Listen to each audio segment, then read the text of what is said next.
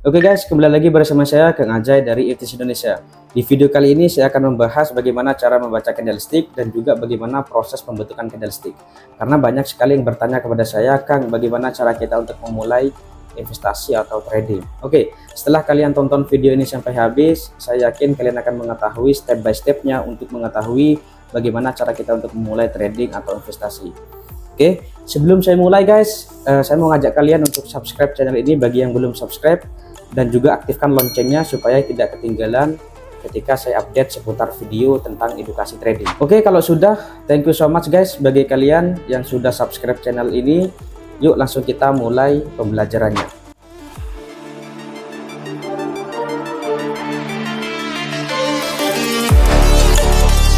Nah, oke teman-teman. Nah, di sini udah di depan komputer. Jadi para technical analysis atau trader itu ketika di depan komputer pasti melihat yang namanya itu grafik atau chart itu sendiri. Nah, di sini itu ada grafik dari BTC atau Bitcoin ya teman-teman ya. Nah, sini kita perhatikan bahwasanya di grafik itu ada beberapa macam teman-teman. Ya, ada yang disebut dengan candlestick, ada juga yang disebut dengan line chart, ada juga yang disebut dengan bar chart. Nah, di sini saya menggunakan platform yang namanya itu TradingView teman-teman. Teman-teman bisa masuk aja nanti ke sini. Nah, di sini tuh ada candlestick, nanti akan berubah candlestick di sini. Kemudian di sini ada line chart ya, ini berbentuk hanya berbentuk garis ya teman-teman, dan kemudian ini bar chart, jadi itu semacam kayak batang teman-teman. Namun pada umumnya seorang trader ya, yang dipakai oleh para trader itu berbentuk candlestick teman-teman, bukan bar chart atau line chart. Artinya di sini kita bisa memerhatikan bahwasanya informasi itu lebih lengkap ketika kita menggunakan yang namanya candlestick. Namun di sini juga tidak umum juga di sini teman-teman, ada juga trader itu yang menggunakan yang namanya line chart karena itu lebih simpel. Kenapa di sini itu saya lebih mencondongkan ke candlestick, karena candlestick ini memberikan informasi yang lengkap ya. Jadi di situ itu memberikan representasi kepada kita bahwasanya buyer sedang kuat atau seller sedang kuat teman-teman. Nah, ada juga di sini yang kita sebut dengan menggunakan line chart ya. Jadi line chart ini hanya closing price-nya aja. Contoh misalkan kita gunakan lihat seperti ini. Nah, misalkan di sini saya itu gariskan seperti ini. Ini kan ada. Nah, kalau misalkan kita ganti kepada line chart teman-teman. Nah, kalau misalkan kita ganti kepada line chart, ini tuh kosong ya. Kita buka ya, kita coba ini ya. Nah, di sini kita perhatikan bahwasannya di sini tuh tidak memberikan informasi yang lengkap nih, bahwasannya sebelumnya harga itu sebelum jadi pernah harga itu drop dulu ke bawah, kemudian dia itu rebouncing up ke atas teman-teman, reversal ke atas ya.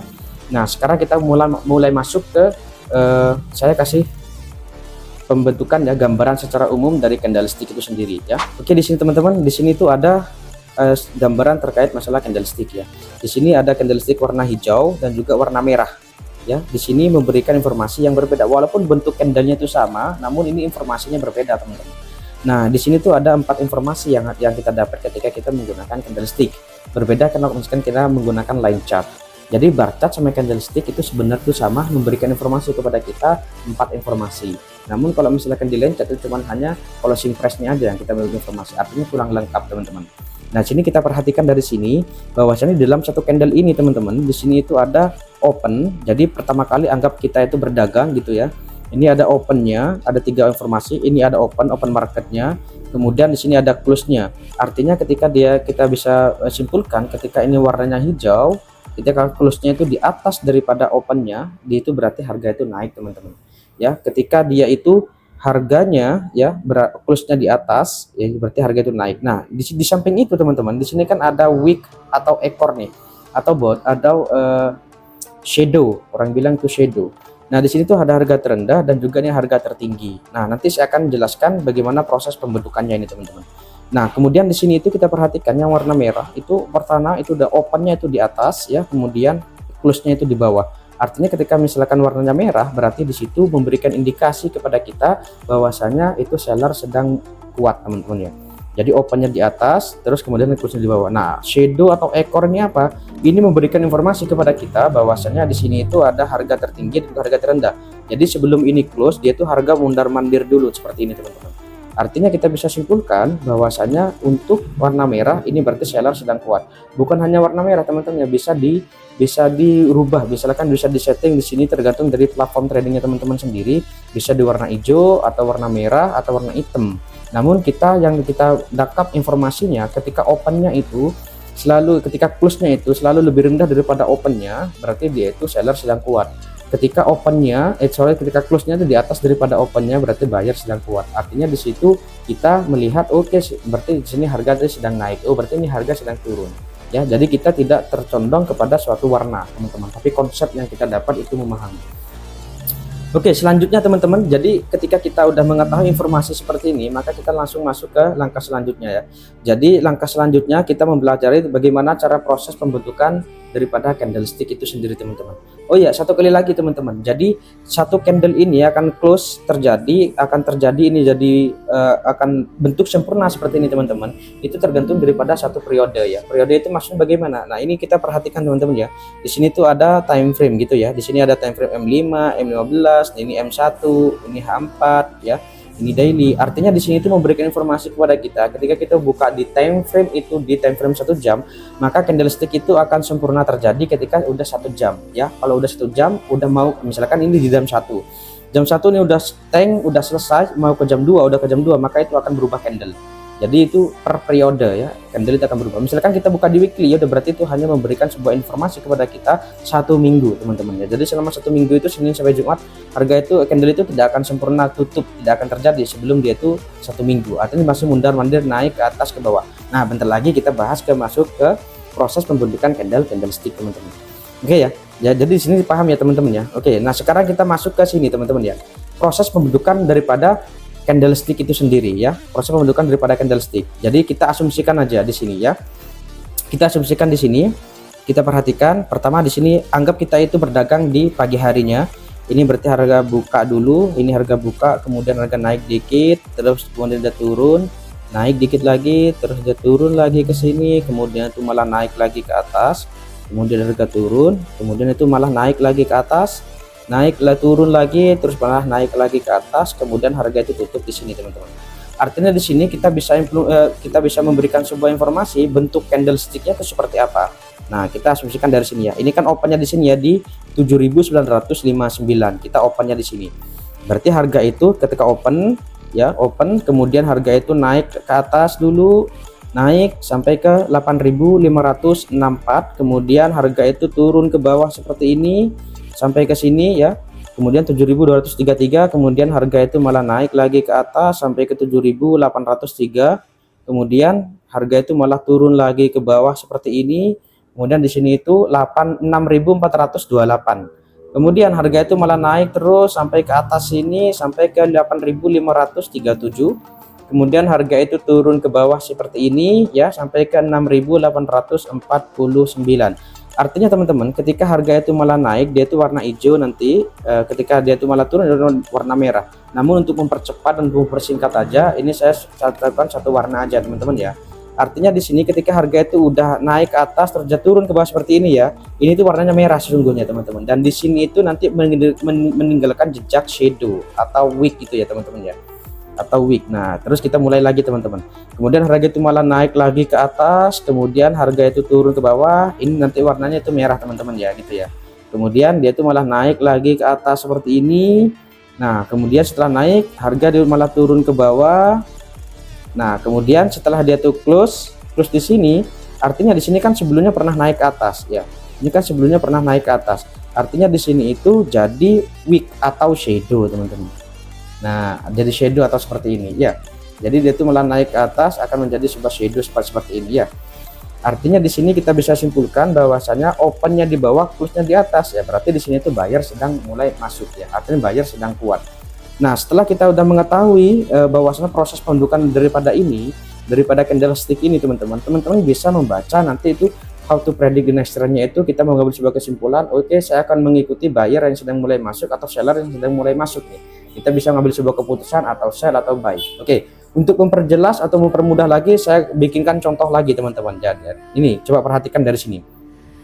Ini tuh kita bisa asumsikan ini ya. Kita misalkan asumsikan per daily nih. Berarti di sini tuh hari Senin, Selasa, Rabu, Kamis, Jumat teman-teman ya. Ini Selasa, Rabu, Kamis, Jumat, Sabtu, Senin, Selasa, Rabu, Kamis, Jumat. Nah, ini kan di 5 time frame nih, artinya di 5 hari di candlestick 5. Kalau misalkan kita kan barusan kita sempat singgung bahwasanya tergantung daripada periode atau time frame. Misalkan kita rubah di sini tuh di H4, ya misalkan rubah di H4, artinya di sini tuh satu per candle ini 4 jam. Kalau misalkan di daily berarti ini 4 jam, sorry, 1 hari, 1 hari, 1 hari, 1 hari dan 1 hari. Nah, ini kita bisa melihat nih di time frame besarnya itu kira-kira nanti akan bentuknya seperti apa. Nah, kembali lagi ke konsep di awal, ini proses pembentukannya ya teman-teman ya. Masih ingat ini kita mulai di hari Senin. Ya, ini hari Senin, Selasa, saya berikan ini dulu teman-teman. Berarti di sini tuh hari Senin, hari Selasa, Rabu, Kamis, Jumat. Nah, kita perhatikan dari sini ya. Oke. Nah, setelah kita perhatikan dari sini, coba kita perhatikan di hari Senin. Ini opennya di mana teman-teman? Teman-teman kalau misalkan ngikutin barusan, ini otomatis bisa ngejawab opennya di mana. Oke, sekarang kita mulai bentuknya ya, visualisasikan ketika kita di time frame weekly itu seperti apa nantinya. Nah, kita perhatikan di sini ya. Oke, di sini opennya di sini ya, berarti opennya di atas teman-teman ya. Karena ini warna merah berarti close-nya kan di bawah. Nah, kita perhatikan dari sini. Oke, sebelumnya open harga buka, kemudian dia itu apa? Harga itu naik ke atas dulu sampai ke 5.800 ya. 5.805. Nah, ini kan sebelumnya naik nih teman-teman ya. Dan kemudian harga itu malah turun ke bawah ya, turun ke bawah terus sampai ke bawah sini.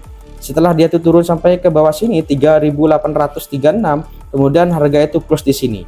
Artinya di weekly itu, di time frame weekly, periode weekly itu tidak close, masih jalan teman-teman ya. Cuman di hari itu di daily, di satu candlenya di time frame periode tersebut ini akan warna merah nantinya teman-teman. Kemudian setelah itu dia itu opennya di bawah, ini karena nomor hijau opennya di bawah, close-nya di atas. Berarti di sini itu kita bisa simpulkan dia itu malah naik ke atas sini teman-teman, terus naik ke atas, kemudian sampai ke sini, sampai ke 5.974, kemudian dia itu turun ke bawah seperti ini, dan itu close di sini di hari Selasanya. Artinya di sini di hari Seninnya sebelumnya dia itu meninggalkan yang namanya itu jejak wick atau shadow teman-teman ya, wick atau shadow. Jadi shadownya panjang seperti ini. Nah, gitu ya. Nah, kemudian di sini setelah kita tahu bahwasanya opennya kan di atas ya, kemudian dia tuh harga turun lagi ke bawah seperti ini sampai ke 5.062, kemudian harga itu ya close, dan sebelumnya kan naik ya teman-teman ya, kemudian harga turun ke bawah seperti ini, harga close di hari Selasa. Kemudian dari Rabunya bagaimana? Opennya kan di sini ya, terus dia tuh dibanting lagi ke bawah, sempat turun ke bawah ke sini, berarti ini warnanya merah nantinya. Nah, kemudian dia tuh malah naik lagi ke atas, terus naik sampai ke 6.187. Nah, di sini kemudian harga itu malah reject ke bawah seperti ini. Ya, berarti di sini itu close-nya itu di atas daripada open. Berarti warna hijau di daily-nya, di hari Kamisnya ya, teman-teman. Berarti di itu 5.824. Kemudian di situ open harga ya di hari Jumatnya, ini opennya kan di atas ya, close di bawah. Berarti dia tuh naik ke atas dulu teman-teman sampai titik akhirnya 7.096, dan kemudian di pertengahan harinya malah turun ke bawah terus sampai ke bawah seperti ini sampai ke 4.413, dan kemudian di reject lagi, buyer udah mulai masuk. Terus kemudian dia tuh close di sini teman-teman ya. Berarti dia tuh close di sini. Artinya ketika kita gambarkan secara weekly, di sini ada ekor panjang teman-teman ya. Di sini ada ekor panjang. Berarti ini disebut dengan yang namanya itu doji ya, namanya candlestick pattern ya. Candlestick pattern ini namanya doji. Jadi di weekly ini artinya seimbang antara buyer dan seller gitu ya teman-teman ya. Nah, itu dia teman-teman ya, pembelajaran kita hari ini di video kali ini, cara membaca candlestick dan juga proses pembentukan candlestick. Dan nanti kedepannya akan mempelajari bagaimana cara kita membaca tren, dan juga bagaimana cara kita untuk menentukan critical area, yaitu daripada supply and demand-nya, dan juga kedepannya lagi dan banyak lagi tentang, nanti kita belajar tentang masalah harmonik daripada support and resistance, dan juga bagaimana cara kita untuk bisa implementasinya, informasi kepada kita. Candlestick itu memberikan informasi kepada kita untuk mengambil sebuah keputusan buy atau sell. Oke, terima kasih sudah nonton, see you on the next video.